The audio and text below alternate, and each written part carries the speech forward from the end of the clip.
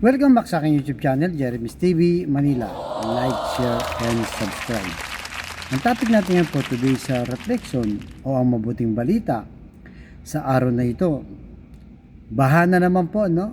Bumabagyo, ang lakas ng ulan, ang lakas ng hangin, at talagang maraming nagdeklara ng state of calamity. So naranasan niyo na po ba sa buhay niyo na kala mo tahimik, maayos, no? Walang problema. Tapos may biglang malaki palang problemang darating nang hindi mo inaakala. So sa ngayon po maraming ang baha. Ang kwento natin sa Bible itong kahawig din, no?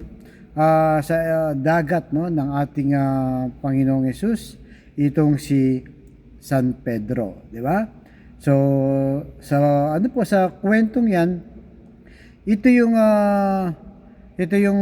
nasa sila, no, nasa gitna ng ilog o dagat na kung saan nakita ng mga alagad itong ating Panginoong Hesus na nakalutang sa ibabaw ng tubig. Di ba? Kaya itong si Pedro, no, humingi kaya sa ating Panginoong Hesus na, Panginoon, pwede ba akong pumunta dyan at maglakad ako sa ibabaw ng tubig, di ba?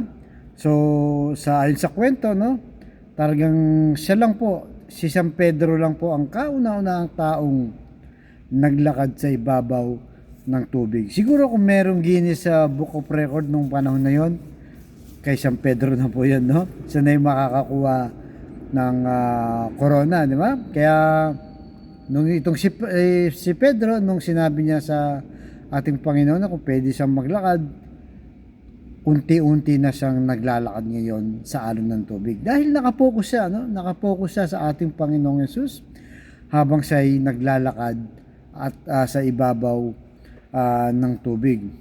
Subalit habang papalapit siya, itong si San Pedro sa ating Panginoong Hesus, naramdaman niya yung lakas ng hangin, yung alon, no, na tila ba'y gumugulo sa kanya. Kaya nung time na lumingon siya, di ba? At unti-unti, no, lumingon siya sa alon, tubig, hangin, unti-unti na siyang lumulubog. Di ba? Kasi nawala nga yung focus niya sa ating Panginoong Hesus. Kaya sabi niya, tulungan mo ako, Lord, sabi ni San Pedro.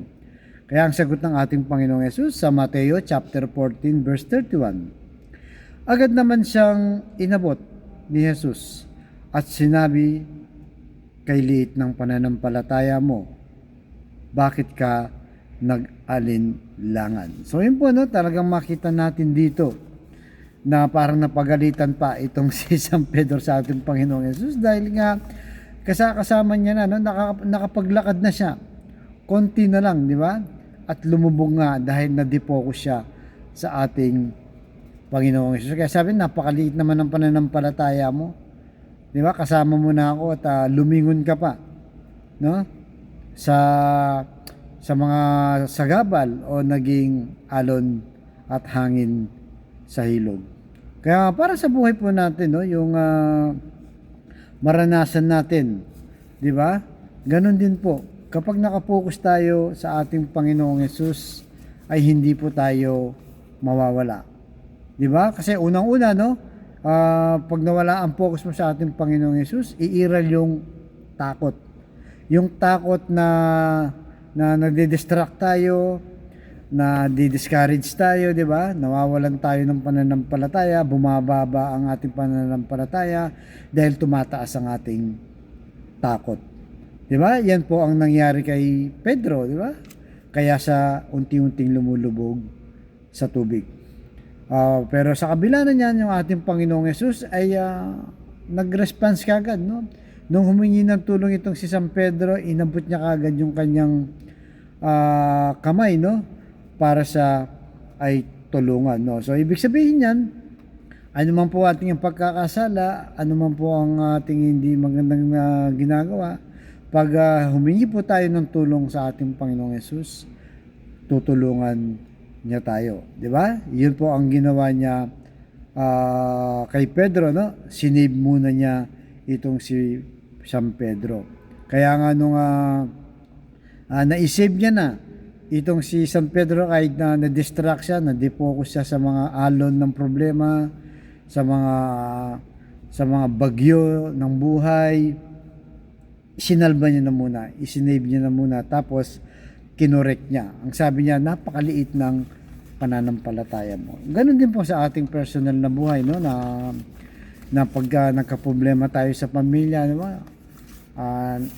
Inaway ka ng asawa mo, maghihiwalay na kayo, o yung pamilya mo, nagkakagulo na, sa financial, baon ka na sa utang, na tila ba nadidifocus na tayo. Doon na tayo nakatutok ngayon, imbis na tumutok tayo sa ating Panginoong Hesus. Diba? Tutulungan niya tayo, pero ang sinasabi niya, kailangan mo na kitang i-correct, no?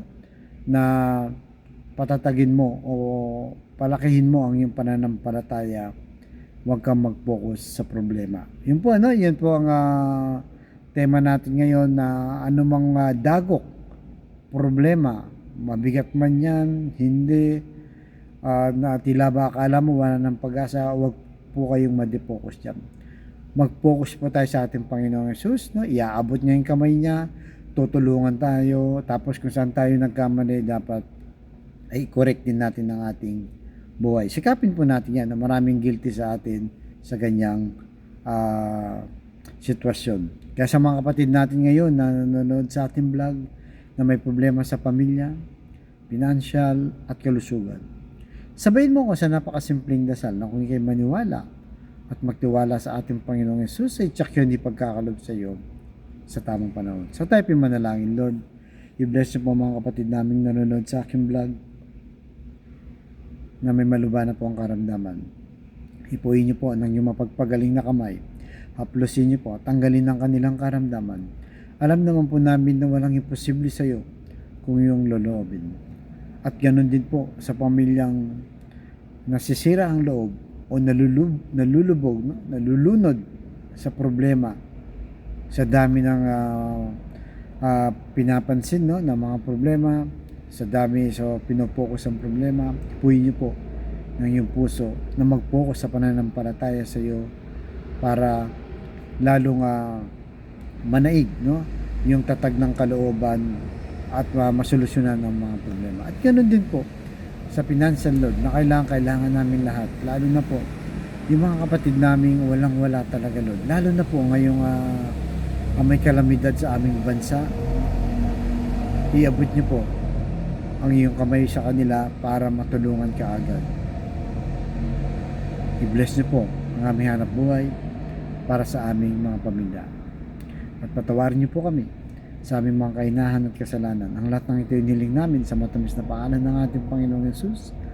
Amen and amen. To God all be the glory. Sa ngalan ng Ama, ng Anak, ng Diyos, sa Espiritu Santo. Amen. Thank you very much po. God first.